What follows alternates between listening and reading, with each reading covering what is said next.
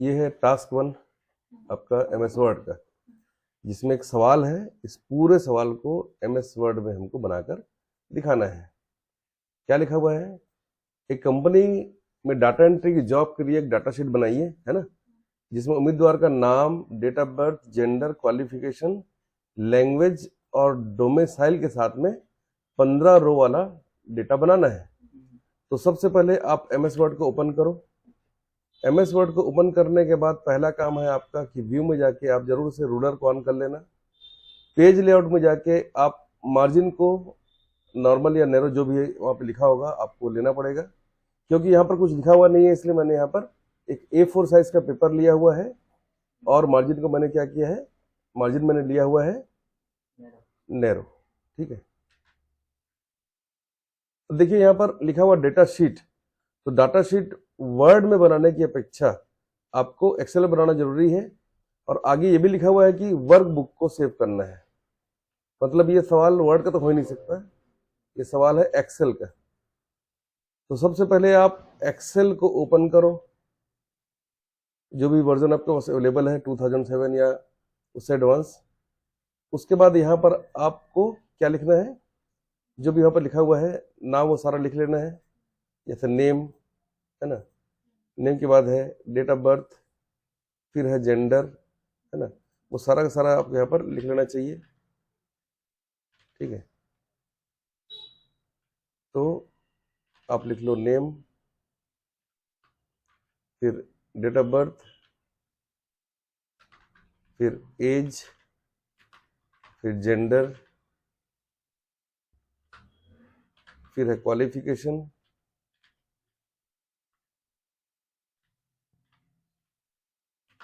फिर है language known,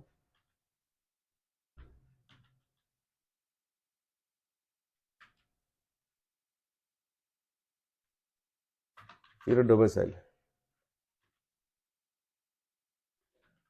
ठीक है, अभी सारा कुछ लिखने के बाद में हमको थोड़ा सा गैप बनाना है। नेम के लिए थोड़ा सा जगह ज़्यादा दे दिए, डेट ऑफ बर्थ के लिए थोड़ा कम दीजिए, एज के लिए बिल्कुल कम दीजिए, जेंडर के लिए थोड़ा सा कम दीजिए, क्वालिफिकेशन, लैंग्वेज नोन और डोमिसाइल सबको सिलेक्ट कर लीजिए। 15 डेटा उन्होंने बोला था, तो यहाँ से 15 तक का आपने इसको सिलेक्ट करना है।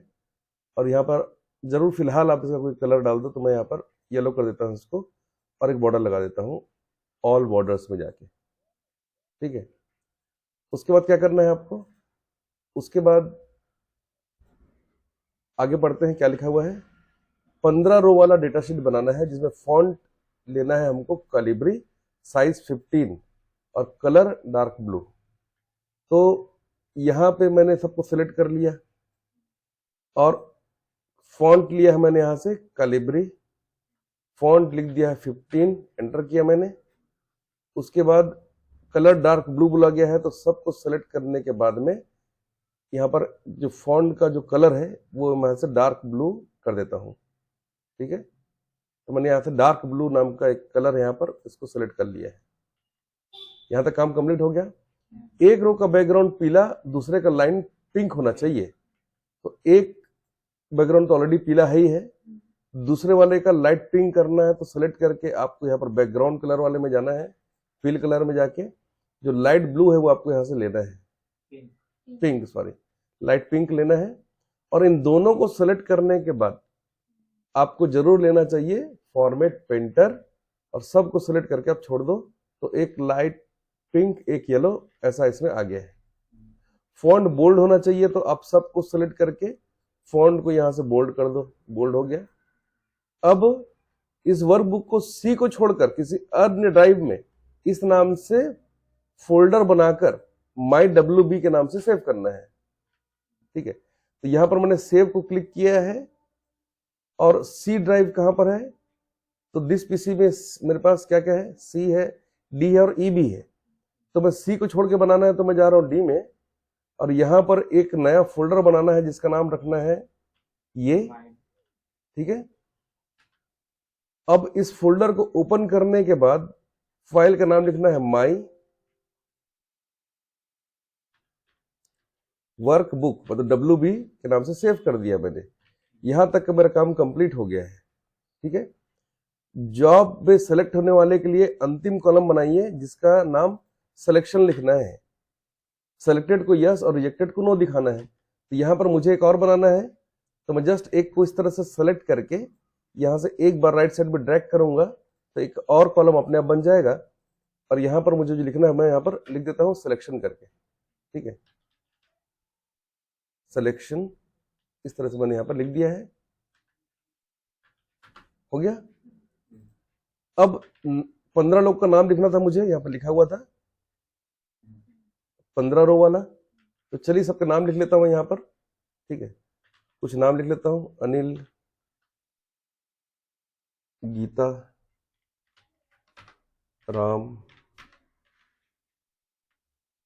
श्याम, गोपी, अली, हमीद, है ना, यमुना, शेखर, कुछ भी नाम इसमें मैं लिख सकता हूँ, आप लिखिए, ठीक है। प्रांजल,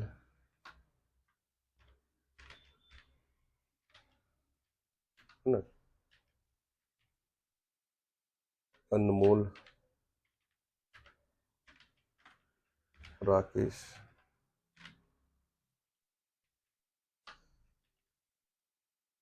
सानू और नरेंद्र, है ना, पीतम्बर। लीजिए नाम तो हो गए। अब डेट ऑफ बर्थ लिखना है इसमें। तो डेट ऑफ बर्थ को लिखने से पहले ध्यान रखना कि आपके कंप्यूटर में अगर राइट साइड में जो दिख रहा है नीचे टाइम और डेट, इसमें अगर मंथ पहला है तो आपके सवाल में भी मंथ पहले होना चाहिए।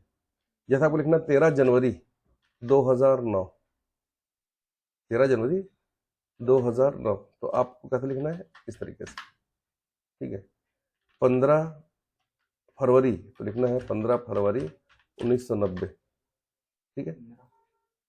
ये 15 बीच में आएगा, ठीक है। इस तरीके से आपको यहाँ पर कोई भी रैंडम डेट आपको डाल देना है, ठीक है। जो भी आपको डेट सही आपको पता है या काल्पनिक डेट डालना चाहते हैं तो जरूर आप यहाँ पर डेट को लिख लेंगे इस प्रकार से, ठीक है।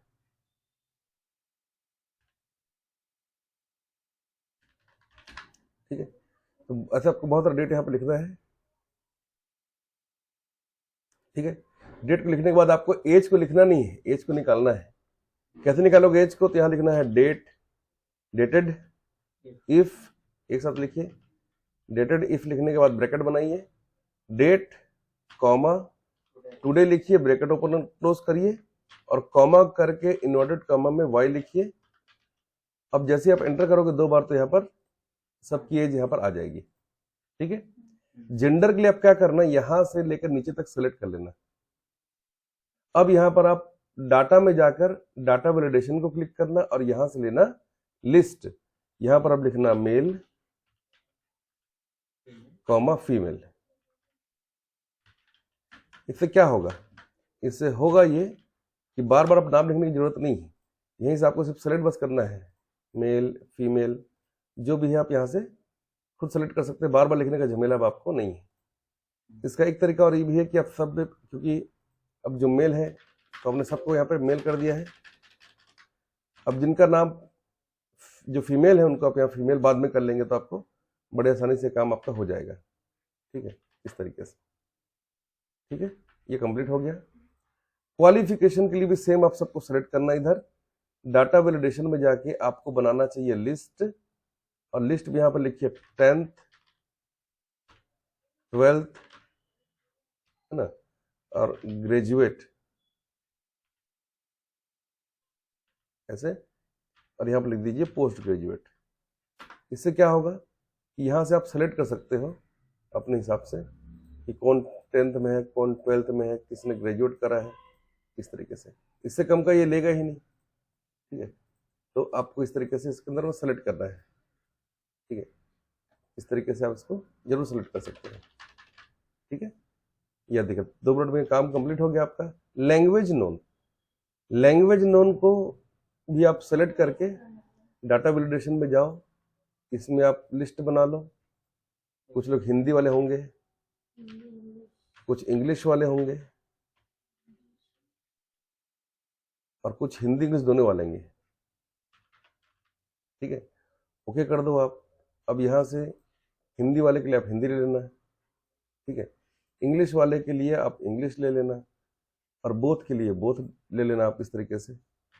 तो अपने हिसाब से इसको आप मैनेज कर सकते हैं, ठीक है।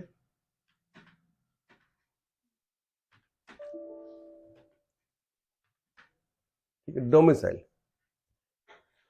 डोमिसाइल में दो कैटेगरी इसमें आप बना लो, सेम वैसे ही। कैसे? एक तो आप बनाओ कि सीजी मतलब छत्तीसगढ़ के, कॉमा अदर, ठीक है। तो सीजी वाले में सीजी लिखना, अदर वाले में अदर लिख देना, ठीक है। इस तरीके से इसको आप कंप्लीट कर सकते हैं,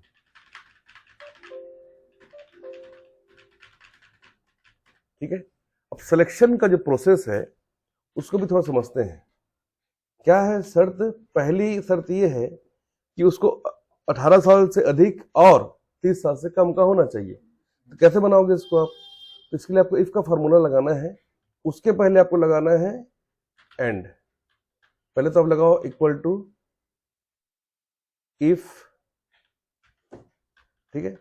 यहां पर आप लिखो इफ, ठीक है। अब लगाओ एंड, ठीक है। अब क्या क्या होना चाहिए? डेट ऑफ बर्थ, जिसका एज जो है ये ग्रेटर देन इक्वल टू होना चाहिए 18, एंड यही डेट ऑफ बर्थ मतलब C2 इज लेस देन और इक्वल टू होना चाहिए 30, ठीक है। ये हो गया पहला। दूसरा, उसे हिंदी और अंग्रेजी का ज्ञान होना चाहिए, मतलब लैंग्वेज नोन, दोनों होना चाहिए, हिंदी भी और अंग्रेजी भी। मतलब ये लैंग्वेज वो देखो लैंग्वेज नोन वाले में क्या होना चाहिए आपके हिसाब से? इन्वर्टेड कॉमा में लिखना है आपको बोथ, मतलब दोनों ही आना चाहिए, हिंदी भी और अंग्रेजी भी। क्लियर हुआ? उसके बाद लगाइए फिर से कॉमा, और क्या बोल रहे हैं? उसे छत्तीसगढ़ का निवासी होना चाहिए। तो यहाँ पर जो डोमिसाइल है या क्या होना चाहिए? इक्वल टू इन्वर्टेड कॉमा में लिखना है आपको सीजी, ठीक है। इन्वर्टेड कॉमा क्लोज करिए, कॉमा। और क्या होना चाहिए इसके साथ ही साथ? उसे 12वीं पास होना चाहिए, मतलब ये जो है ये 12th तो होना ही चाहिए। तो यहां पर देखिए हमने 10th जो लिया है तो यहां पर आप क्लिक करो और यहां लिख दो नॉट इक्वल टू। ये नॉट इक्वल टू हो गया, क्या होना चाहिए? नॉट इक्वल टू 10th नहीं होना चाहिए। भले वो ग्रेजुएशन हो, पीजी हो, वो पोस्ट ग्रेजुएशन हो, कुछ भी हो, लेकिन उसको 10th नहीं होना चाहिए, मतलब 10th से ऊपर का कोई क्वालिफिकेशन होना चाहिए। मैंने सारा कुछ लिख दिया है, अब एंटर करो, ठीक है। तो अब यहां पर इसको करना है आपको क्लोज, फिर क्लोज, एंटर करो। क्या बोल रहा है पढ़ो जाओ ध्यान से, यहाँ पे कुछ गलती हो गई है। तो यहाँ पर आप जो निशान लगाए हैं यहाँ पर ग्रेटर देन लेस देन लगाओ, मतलब नॉट इक्वल टू होता है, नहीं हो रहा है, कुछ प्रॉब्लम हो रहा है, देख लो आप। ये कहाँ पर इन्वर्टेड कॉमा लगेगा? कहाँ पर? यहाँ पर नहीं लगेगा। C2 greater than equal to 18, ये लेस देन 30। हाँ, अब ये सब मैंने लगा दिया, बिल्कुल सही है, इसमें कोई डाउट है ही नहीं। गलती क्या हो रही है कि इफ में, इफ का अगर आप सवाल बनाना चाहते हो तो आपके पास क्या होना चाहिए? ये तो हो गया आपका सवाल यहाँ पे कंप्लीट, लेकिन अगर ये होगा तो क्या होगा? मान लो आपकी सारी शर्तें कंप्लीट हो गई तो क्या होगा? तो कॉमा करके आपको लिखना पड़ेगा यस, मतलब ये सेलेक्ट हो सकता है, और नहीं है तो आपको फॉल्स जो स्टेटमेंट है कि अगर मान लो ये सब कुछ जो आपने लिखा है एंड के अंदर में यहां से लेकर यहां तक का, अगर ये सारा कुछ नहीं होता है तो क्या होना चाहिए? तो होना चाहिए नो। तो वो मैंने लिखा ही नहीं था, अब मैंने लिख दिया, अब ये शायद हो जाएगा। देखिए अब यहाँ पे नो बता रहा है, अब किसी में यस किसी में नो बता रहा है। ऐसा क्यों हो रहा है? ऐसा क्यों हो रहा है? किसी में यस बोल रहा है, किसी में नो बोल रहा है, ऐसा क्यों हो रहा है? तो अब सारे आप जो फॉर्मूला आपने लगाया है उसको चेक करने की बारी है। तो चलिए इसको फटाफट चेक कर लेते हैं। ये क्यों नो हो गया? क्योंकि इसकी एज 15 साल है। ये इसलिए नो हो गया क्योंकि इसको सिर्फ इंग्लिश आती है। ये वाला यस क्यों है? क्योंकि सारे जो हमारा शर्तें पूरा कर रहा था। पहला तो ये 18 से 30 साल के इसका एज बीच में है, ये ग्रेजुएट है, मतलब 12th पास है, बोथ मतलब इसको हिंदी इंग्लिश दोनों आती है, और फिजी का निवासी भी है। ये नो क्यों हो गया? क्योंकि इसकी एज कम है। ये वाला नो क्यों हो गया? देख लो आप, हमीद का क्यों नहीं हुआ सिलेक्शन? क्यों नहीं हुआ सिलेक्शन? क्योंकि इसकी एज जो है 33 साल से ऊपर है। अब अनमोल का सिलेक्शन क्यों नहीं हो पाया? क्योंकि इसकी एज 15 साल है। सानू का क्यों नहीं हुआ सिलेक्शन?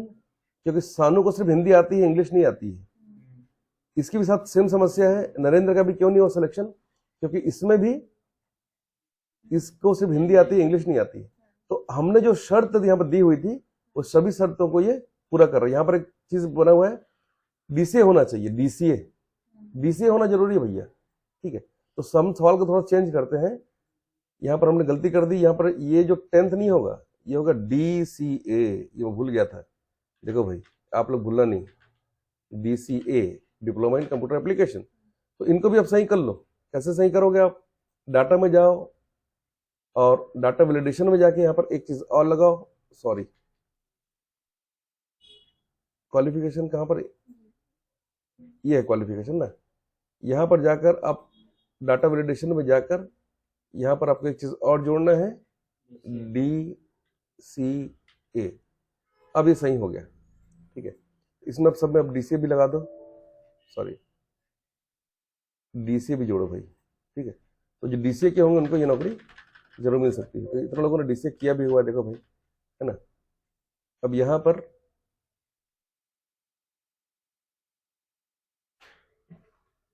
आ गया है, देखो। अब जो DCA वाले उनको यहाँ पर यस दिखा रहा है।